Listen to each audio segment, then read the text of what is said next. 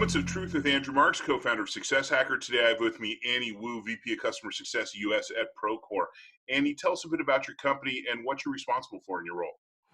So Procore is all about improving the lives of people in construction, and we do that through a single platform that connects everyone from the specialty contractor to the GC to the owner for project management. What I'm responsible for is retaining the revenue that comes into the company, identifying opportunities to grow that revenue, and to ensure that customers renew year after year. Overall, customer success is a little over 100 individuals. We do have quite a large team supporting the customer as well through tech support and professional services, but I directly oversee customer success, which is about 100. Great. Thanks for making time for me today. Customer success is about driving value, but we have to know if what we're doing is actually driving value. So how does data play a role in figuring that out?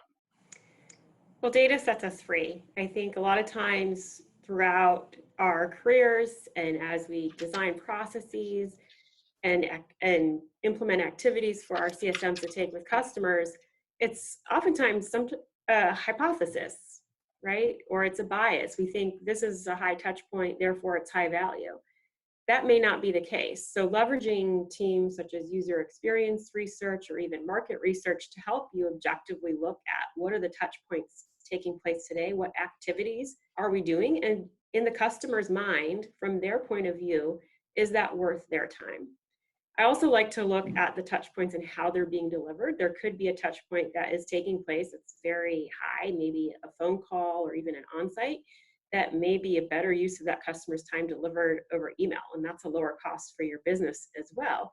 So we have to look at not just the activity, but how the activity is being carried out. And I think asking customers directly and doing surveys is one of the best ways to understand that. Yeah, we have to be fiscally responsible in delivering our customer success. I couldn't agree more, and it's probably something pretty important when you have a team of 100 people. Yes, absolutely. And it will vary by segment as well. So your lower segment customers, obviously, you want to be much more mindful of that. You have to earn that revenue back, and sometimes the same amount of CAC is involved in getting that customer on board as some of the larger customers. So really understanding what that margin is for delivering those services, understanding what your CAC payback period is per customer is something I would look at as well. So actually, let's talk about CAC and CAC payback. Tell me about how you look at CAC payback. Well, CAC payback is really the total cost. First, you look at your total cost of acquisition. How much did it acquire? How much did you spend to get $1 in revenue? From that, how much do you need to bring in terms of gross revenue to get to a break-even point? And then ideally just exceed that and get to a really strong lifetime value with that customer. So if I'm spending $1.56 for every dollar in revenue, at some point in time, I'm going to break even on that. And then I need to keep that customer even further to show that I have a profitable business.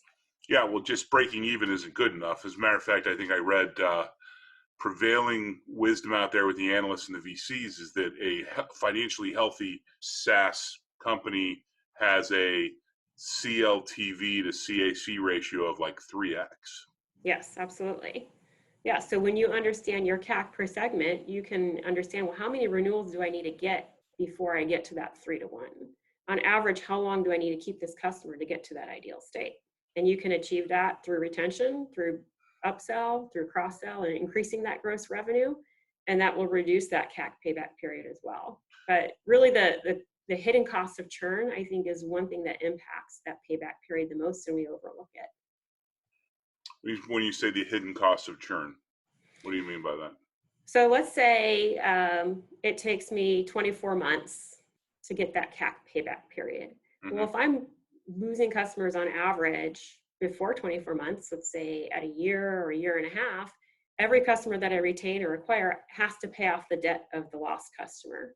So we're pushing our company further into debt, and we're putting the burden on other customers to gain that payback.